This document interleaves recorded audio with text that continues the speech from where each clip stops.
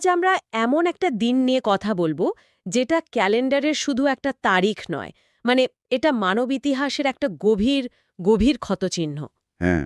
আমাদের হাতে যে তথ্য আছে তার ভিত্তিতে আমরা হিরোশিমা দিবসের মানে এর তাৎপর্য আর পেছনের যে জটিল সমীকরণগুলো সেগুলো একটু বোঝার চেষ্টা করব। অবশ্যই। বিশেষ করে যে রবার্ট ওপেনহাইমারের ভূমিকা আর তার ভেতরের যে টানাপোড়েন সেই দিকটা একটু গভীরে গিয়ে দেখব। ঠিক। দিনটা ছিল ৬ই আগস্ট ১৯৪৫, সকাল ৮:১৫। সকাল ৮:১৫। হ্যাঁ, আমেরিকার অ্যানোলা গে নামের একটা B-29 বোমারু বিমান, সেটা থেকে জাপানের হিরোশিমা শহরের উপর ফেলা হলো পারমাণবিক বোমাটা। এর সাংকেতিক নাম ছিল লিটল বয়। Little boy. আর ঠিক সেই মুহূর্তে নিমেষে অন্তত ৭০,০০০ মানুষ শেষ, নিশ্চিহ্ন। ৭০,০০০ এক মুহূর্তে ভাবা যায়। আর এটা তো শুধু তাৎক্ষণিক সংখ্যাটা, তাই না? হ্যাঁ, একদম তাৎক্ষণিক আঘাত। আর তারপর ওই যে ভয়াবহ তেজস্ক্রিয়তা, তার ফলে বছরটা শেষ হতে হতে ১৯৪৫ সালের শেষ নাগাদ মৃতের সংখ্যাটা গিয়ে দাঁড়ায় প্রায় ১,৪০,০০০-এ। ১,৪০,০০০। আর এখানে কিন্তু শেষ নয়। না, এর পরেও তো। ঠিক। এর ঠিক ৩ দিন পর নাগাসাকি শহরে আরেকটা বোমা ফেলা হলো, ফ্যাটম্যান। সেখানেও আরও হাজার হাজার মানুষের মৃত্যু। উফ। এই যে চরম ধ্বংসযজ্ঞ, এরপরই জাপান আত্মসমর্পণ করে ১৫ই আগস্ট, আর দ্বিতীয় বিশ্বযুদ্ধের আনুষ্ঠানিক সমাপ্তি ঘটে। তার মানে একটা যুদ্ধের সমাপ্তি ঘটল। হ্যাঁ, কিন্তু কিন্তু জন্ম নিল পারমাণবিক যুগ, একটা নতুন আতঙ্ক, তাই তো? একদম, এক নতুন আতঙ্ক।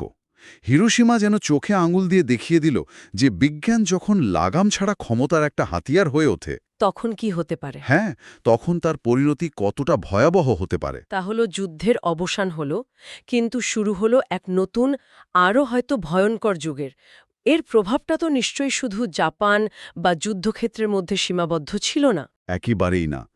বিশ্ব রাজনীতিতে ক্ষমতার যে ভারসাম্য, তাতে একটা আমূল পরিবর্তন এলো। কিভাবে? যাদের হাতে পারমাণবিক অস্ত্র আছে তারাই যেন বিশ্বমঞ্চের নিয়ন্ত্রক হয়ে উঠল। আর এই পটভূমিতেই কিন্তু জন্ম নেয় জাতিসংঘ। হ্যাঁ, ১৯৪৫ সালে। ঠিক। আর জাতিসংঘের অন্যতম প্রধান লক্ষ্য হয়ে দাঁড়ায় এই পারমাণবিক নিরস্ত্রীকরণ। আবার একই সাথে শুরু হয় ঠান্ডা যুদ্ধের সেই ভয়ঙ্কর অস্ত্র প্রতিযোগিতা। আমেরিকা আর সোভিয়েত ইউনিয়নের মধ্যে? হ্যাঁ, মূলত তাদের মধ্যেই। আর জন্ম নেয় ওই মিউচুয়ালি অ্যাসিওর্ড ডিস্ট্রাকশন বা ম্যাডের মতো ভয়ঙ্কর সব তত্ত্ব।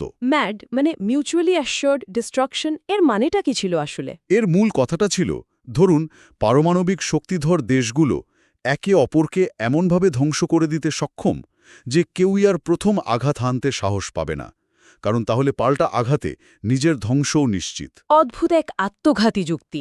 আচ্ছা, এই ধ্বংস আর ক্ষমতার লড়াইয়ের বাইরে কি শান্তির কোনো চেষ্টাই হয়নি? কোনো আন্তর্জাতিক উদ্যোগ? হ্যাঁ, হয়েছে তো। এই ভীতি থেকেই তো জন্ম নিয়েছে নন প্রলিফারেশন ট্রিটি বা এনপিটির মতো চুক্তি। এটার লক্ষ্য কি ছিল? লক্ষ্য ছিল পারমাণবিক অস্ত্রের বিস্তার রোধ করা। আবার ধরুন comprehensive nuclear test ban treaty, CTBT, বা strategic arms limitation talks, SALT এর মতো আলোচনাও হয়েছে। আর হিরোশিমার নিজে শহরটা? হিরোশিমা নিজেই তো একটা শক্তিশালী প্রতীক হয়ে উঠেছে, পারমাণবিক নিরস্ত্রীকরণ আন্দোলনের প্রতীক। যারা বেঁচে ফিরেছিলেন, হিবাকুশা যাদের বলা হয়, হেবাকুশা। হ্যাঁ, তাদের জোরালো কণ্ঠস্বর বিশ্বজুড়ে পারমাণবিক অস্ত্রবিরোধী আন্দোলনকে অনেক শক্তি জুগিয়েছে। আইক্যানের মতো সংগঠন তো এই কাজের জন্য নোবেল শান্তি পুরস্কারও পেয়েছে। আচ্ছা, আর এত কিছুর কেন্দ্রে ছিলেন একজন মানুষ, যে রবার্ট ওপেনহাইমার, ম্যানহাটন প্রজেক্টের প্রধান বিজ্ঞানী। মানুষটা কেমন ছিলেন? তার ভূমিকা ঠিক কী ছিল এই পুরো ঘটনায়?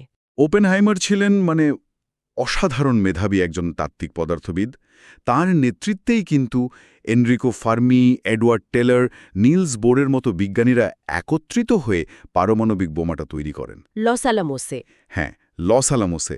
তিনিই ছিলেন পুরো প্রক্রিয়ার মস্তিষ্ক। থিওরিটিক্যাল ডিজাইন থেকে শুরু করে প্রকৌশল পর্যন্ত সবকিছুর তত্ত্বাবধানে ছিলেন। আর নিউ মেক্সিকোতে প্রথম পারমাণবিক বোমার যে পরীক্ষামূলক বিস্ফোরণটা হয়, ট্রিনিটি টেস্ট। ট্রিনিটি টেস্ট ১৬ই জুলাই ১৯৪৫। ঠিক সেটার সাফল্য দেখে তার মুখ থেকে বেরিয়ে এসেছিল ভগবদ্গীতার সেই বিখ্যাত লাইনটা, now I am become death, the destroyer of worlds. আমি এখন সাক্ষাৎ মৃত্যু, বিশ্ব ধ্বংসকারী। কিন্তু এই যে এত বড় একটা ধ্বংসযজ্ঞের কারিগর তিনি, এরপরে তার মনের অবস্থা কেমন ছিল? এই উক্তিটা কি শুধুই ঘটনার অভিঘাত, নাকি আরও গভীর কোনো উপলব্ধি ছিল এর পেছনে? সম্ভবত দুটোই। মানে হিরোশিমার পর ওপেনহাইমার এক গভীর নৈতিক টানাপড়েনা ভুগতে শুরু করেন, এটা বেশ স্পষ্ট। তাই হ্যাঁ, তিনি এরপরে আরও শক্তিশালী যে হাইড্রোজেন বোমা সেটার তৈরির বিরোধিতা করেছিলেন, আন্তর্জাতিক পারমাণবিক নিয়ন্ত্রণের পক্ষে কথা বলতে শুরু করেন। কিন্তু ভাগ্যের পরিহাস দেখুন, কি হয়েছে? 50-এর দশকে ম্যাককার্থি জামানায় তার বিরুদ্ধে কমিউনিস্টদের প্রতি সহানুভূতি দেখানোর অভিযোগ ওঠে, আর সেই অভিযোগে তাকে নিরাপত্তাজনিত যে ছাড়পত্র সেটা দেওয়া হয়নি। মানে কার্যত তাকে একঘরে করে দেওয়া হয়েছিল। তাহলে তার পরিচয় কি দাঁড়ালো শেষ পর্যন্ত?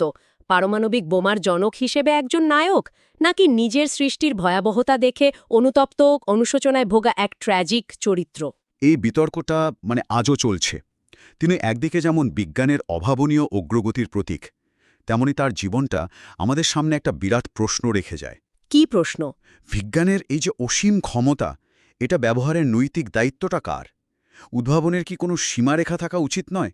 ওপেনহাইমারের জীবন এই প্রশ্নগুলোকে যেন আরও জটিল, আরও জীবন্ত করে তোলে। সত্যি, হিরোশিমা দিবসটা আসলে শুধু অতীতের স্মৃতিচারণ নয়। আজকের দিনে দাঁড়িয়ে যখন আমরা কৃত্রিম বুদ্ধিমত্তা, জিন এডিটিং, বায়োটেকনোলজির মতো সব প্রযুক্তির দ্রুত উত্থান দেখছি, হ্যাঁ, এই সময়ে হিরোশিমা যেন একটা জরুরি সতর্কবার্তা। বিজ্ঞান আর প্রযুক্তির শক্তি যদি মানবিকতা আর নৈতিকতার পথ নির্দেশনা ছাড়া এগোয়, তার ফল কি হতে পারে? হিরোশিমা সেই আয়নাটা আমাদের সামনে ধরে। ঠিক বলেছেন। তাই এই দিনটা শুধু শোক বা স্মরণের নয়, এটা একটা উপলক্ষ নিজেদের প্রশ্ন করার। প্রযুক্তি কি শেষ পর্যন্ত আমাদের নিয়ন্ত্রণ করবে, নাকি আমরা প্রযুক্তিকে মানব কল্যাণে ব্যবহার করার মতো প্রজ্ঞা আর দায়িত্ববোধ অর্জন করতে পারব? এই ভাবনাটা হয়তো ভবিষ্যতের পথ দেখাতে পারে।